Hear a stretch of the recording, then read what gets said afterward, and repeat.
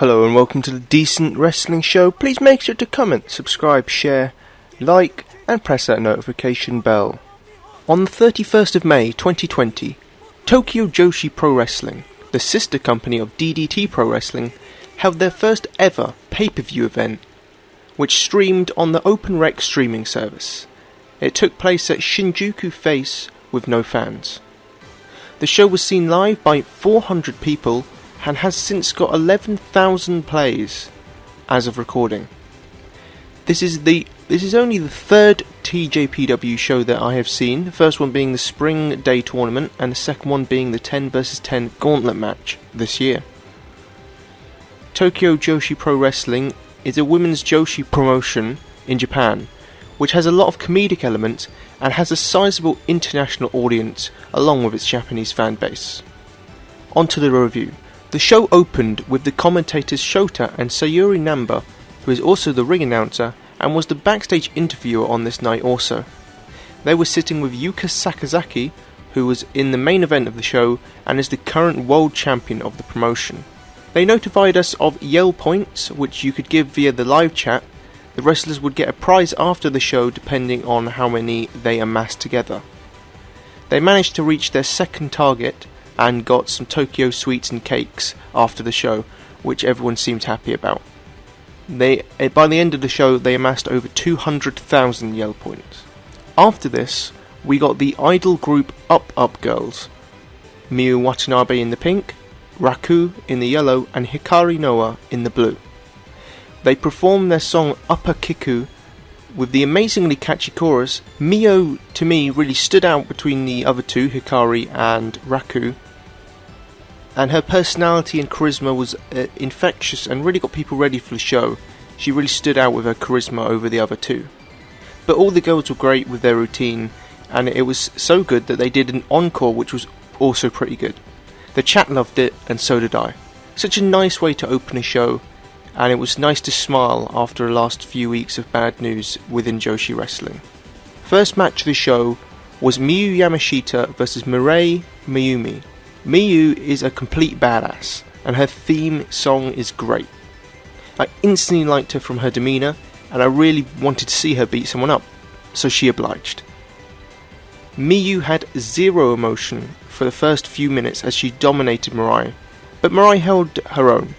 There was some great mat wrestling in this match, and the match was in a methodical pace, but it never got boring. At one point, Miyu accidentally dropped Mirai on her head on a failed gut-wrench suplex. However, Mirai did seem to be okay, which was good. Later in the match, Miyu went for a kick, but it was caught in a leg lock, but Miyu did escape, and later on Mirai hit Miyu with a nice lariat, but Miyu recovered and kicked Mirai's head off in an awesome moment. What a brutal kick, and that definitely got a pop out of me when I was watching it live. So Miyu won in 7 minutes and 59 seconds. I thought this was a great opening match, and I really enjoyed it, but it was nothing special. It was just a decent, good wrestling match to open the show. I would still recommend it, however. 3 stars out of 5. Match 2 was the Bakuretsu sisters, Nodoka Tenma and Yuki Aino, versus Haruna Neko and Yuki Kamefuku, also known as Kamayu, which I'm going to say from now on. Neko means cat, so Haruna Neko is a cat. And Kamayu has the cutest dog in the world, whose name is Zack, or I'll probably put a photo here. Also, Neko is 4'8", the shortest in the promotion, while Kamayu is the tallest in the promotion at 5'8". The height difference is crazy between these two. They were facing the Bakuretsu sisters, which all I know is that Nodoka likes food a lot, basically. Kamayu's theme is Old MacDonald Had a Farm. Yes, this is because she grew up in Ohio, and her gimmick when she came into Tokyo Joshi Pro Wrestling was as a cowboy. And if it's a comedy promotion and you're a cowboy, Old MacDonald makes sense. The Bakuretsu sisters had an awesome theme song as well, that even Kamayu was dancing to. Let's get to the match. Kamayu went for her usual tactic of poking the eyes of her opponent, but she couldn't get it, so instead she used her long legs to take advantage in the match. Later on, when Neko got in the ring, the Bakuretsu sisters swung her in a cradle sort of manoeuvre, to which the commentator shouted, "Animal abuse!" Neko used her offense of raking her opponent in the eyes, usually, or in the stomach, which is very unique, and I actually quite love it. She did seem lost though at one point during the match. She's only been wrestling for under 2 years, around a year and a change, so I cut her some slack, but she did eventually go into a chin lock because I don't think she knew what to do. But she later on did go for a scoop slam on Nodoka, but she couldn't get it, so she raked Nodoka's leg and then hit the slam afterwards, which I thought was a pretty nifty moment. However, Nodoka recovered and gave her the receipt scoop slam. And we did get to see Yuki Aino versus Haruna Neko, which was really good. Really good stuff between those two. I thought they worked really well together. Nodoka then locked in the Dragon Sleeper on Neko, but Kamiyu did break it up. Neko then got caught by Nodoka into a backbreaker and a fallaway slam, and then the kill switch connected for free. So the Bakuretsu sisters won in 10 minutes and 3 seconds. I thought this was a really fun match, and one that I definitely recommend. I loved Neko's unique offense, and she really shined in this match, and made me a fan on this night. I definitely want to see more of her in the future. The Bakuretsu sisters were great as usual, and Kamiyu was great as well. And I really like the team of Kamiyu and Neko. I hope they team up more. So I'm going to give this one 3.25 stars out of 5.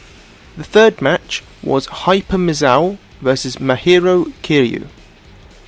Hyper Misawa is TJPW's resident superhero protecting love and peace in TJPW. She does this by pretty much cheating in all of her matches. All I know about Kiryu is that she walks funny, and she apparently has become popular recently due to her live streams on the OpenRec streaming service. But this match was a weird one. Usually I love Hyper Misawa and her antics, and her match in the spring tournament against Mirai Miyami was hilarious, and I definitely think you should check it out. I believe it's still on YouTube. However, me and pretty much every non-Japanese viewer in the chat did not know what was going on. The DDT English Twitter account made it a bit better, but not by much. So apparently this was a parody of a massive TV drama in Japan, and Hyper Misawa is now Max Parser, and wants to be the producer of TJPW. Her entrance went 2 minutes and 27 seconds. Randy Orton would be jealous. Anyways, in the match, Misawa hit a scoop slam on the outside. Later on, Kiryu made a comeback and put Misawa in the Boston Crab, but Misawa got the ropes. Misawa then put Kiryu in a sleeper hold, and then she hit an odd looking cutter move to end it. Misawa won in 7 minutes 39. The match was fairly solid and probably could get big exposure in Japan due to its references, but this wasn't for me, and I can pretty much, if you're not Japanese, I think you can definitely skip this one. Still decent action though, so I'll give it 2 stars out of 5. Match 4 was Sena Shiori, the Tokyo Space Ranger, who debuted in January, and I believe is the youngest in the promotion at either 18 or 19, and she was facing Hikari Noa of the Up Girls. So they said in the pre-match interviews that they were good friends, but Hikari said that she would be the senpai, which means senior, and treat Sena like the rookie she is to this sport. Sena has a death metal theme song and has a good presence about her. She could be something in the future if she sticks at it. Solid mat wrestling to the start, like the opening match, and Hikari started toying with Sena and stretching her and beating her up in general. Sena did make her comeback, however. It was cut off with a drop kick. They traded blows and Sena fired up, but Hikari hit a massive strike, and Sena continued to fight but couldn't hit her with full force. But she wouldn't give up or stay down, and so Sena then hit a slam and put Hikari in a half Boston Crab, but Hikari got the ropes. Hikari then took over with a clothesline and hit a nasty looking Uranage for the win. Hikari won in 6 minutes 27 seconds. And I loved this match. They told an amazing story and both were terrific in their roles. They didn't need to do 100 different spots. They didn't need to do loads of different dives and big moments. They just told a simple story that was effective and worked. Senna not giving up and almost getting the upset was great, and Hikari winning was the right choice. Both of them have bright futures, and this one is 100% recommended. Great stuff. 4 stars out of 5. Match 5 was a triple threat match between Mina Shirakawa, who is also a model, Maki Ito, who along with being God, was an idol star before being fired. But don't worry, Ito said that being an idol was shit. And those two were facing Pom Harajuku, who I think is meant to be the dumb one of the promotion. Going into this, I loved all three, but I had to stick with supporting Ito as she's the one who got me into TJPW due to her English interview on the Joshi Pod, which you should definitely check out. I'll put a link in the description. In her interview before the match, Pom started hitting Sayuri Namba in excitement, while Mina rapped, sort of. TJPW love you, yeah. TJPW love you, yeah. Pom and Ito definitely have next level charisma, especially Ito, who sings her own entrance theme song to the ring, which is called Brooklyn in the Hole, which is on Spotify now. It is a complete banger. Not gonna lie, during Mina's entrance, I did kind of zone out. Not because I was bored, but because, my goodness, she is kirei. Pom shook hands with Mina and went to do the same with Maki, but in typical Maki fashion, Maki gave her the middle finger. Ito and Mina then began wrestling each other, and Pom rolled in front of him and screamed. Mina and Ito looked at each other and proceeded to beat up Pom. Mina hit her chansu, which is the surfboard stretch. Love that move. A lot of chansus in the chat as well when she was telling them to chant it with her. Maki broke it up with her falling headbutt, however, and then Ito and Pom teamed up, and Ito did her usual corner move, which is like the 10 punch count, when she'll go into the corner with the wrestler, stand on the second rope, and she asks the crowd, who is the cutest in the world? Obviously, there is no crowd for this event, so she responded, Ito-chan, herself. Pom started hitting Mina with Ito in the corner, with the worst, on purpose, punches ever. Then Ito thanked Pom, and kicked her in the face off the apron. Falling headbutt on Mina from Ito, Pom tried to steal the pin, but Maki caught her. Ito then threatened to hit Pom, but Pom promised to team with Ito. Ito trusted Pom, who repaid her by kicking Ito in the shin.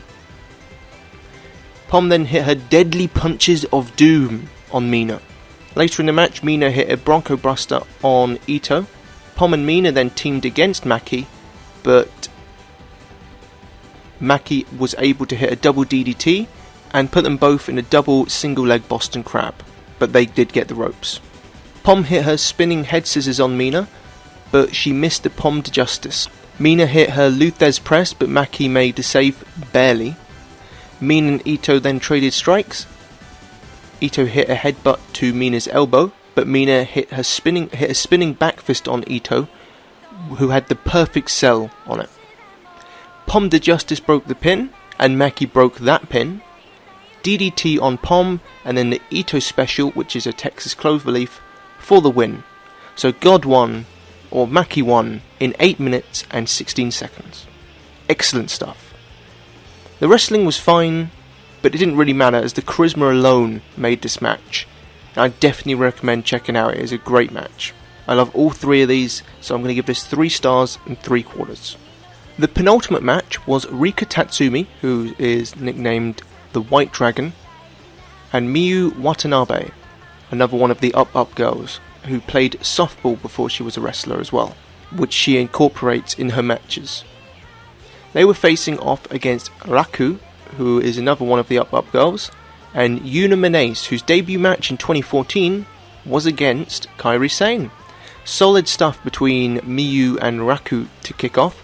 Miyu hit her softball chop, and Miyu and Rika had some really good double team maneuvers. Raku made her comeback with her usual brain chops, and Yuna tagged in and dominated, showing off her gymnast skills. Raku used her Oyusami Express, which is, as I expressed in the live chat, is the most dangerous move in wrestling history. Hot tag to Rika, who uses her butt as a weapon. Miyu and Rika dominate, including Miyu using her giant swing on Raku. Raku then used her sleeper hold, but Rika broke it up. Big lariat by Yuna on Rika, but Mina was able to hit her Canadian backbreaker on Raku. Sleeper from Raku later on the match, but Miyu powered out this time. But the back and forth action continued when Raku hit a sling blade on Miyu, but Rika came in with her butt attack again, and Miyu was able to hit her teardrop slam for the 3 count. Miyu and Rika win in 11 minutes and 17 seconds in the longest match of the night. Overall, it was a solid tag match, really good at points, and some good back and forth action throughout it. Miyu and Rika's teamwork was terrific in it especially. Raku still needs a little bit of work, but she's getting there. And Yuna was as good as she usually is, which is pretty good. So, 3.25 stars for this one. The main event was Shoko Nakajima, the 147cm big kaiju who dresses as a native Indian. I still don't know why, but she does. She was teaming with Suzume, who debuted in August of 2019. And they were facing off against Yuka Sakazaki, who is the magical girl and world champion of the promotion, and has the best theme song in wrestling. I'll probably play a snippet here.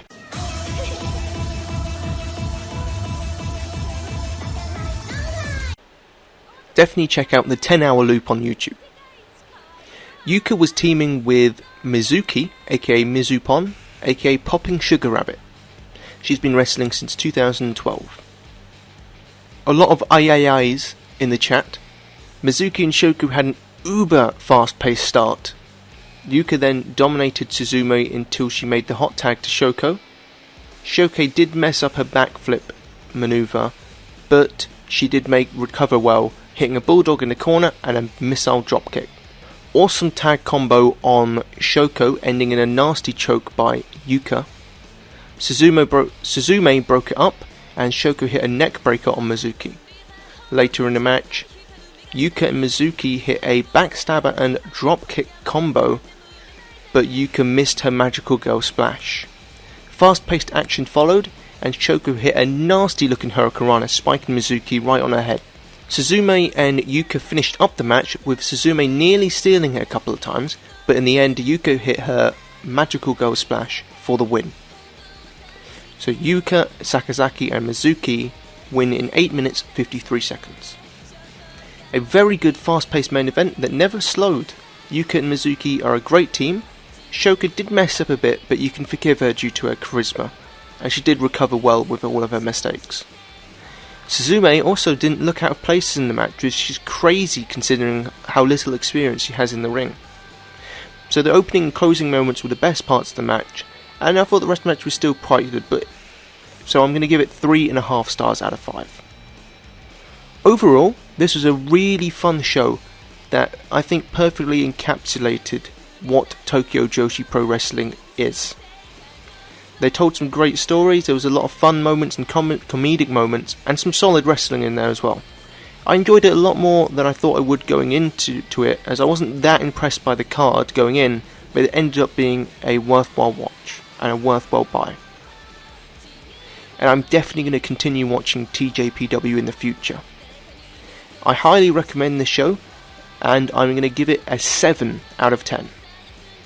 My MVP of the night was Haruna Neko, who had a standout performance, and I definitely cannot wait to see her next match and see how much she's going to improve from now on. Match of the night for me was Senna vs Hikari, just because of the brilliant storytelling. No big flashy moves, 6 minutes, just brilliant storytelling, and I loved every moment of it. So definitely check out this show on OpenRec TV now, or indeed on DDT Universe at the end of June. Thank you for listening. Make sure to like, subscribe, share, and check out TJPW.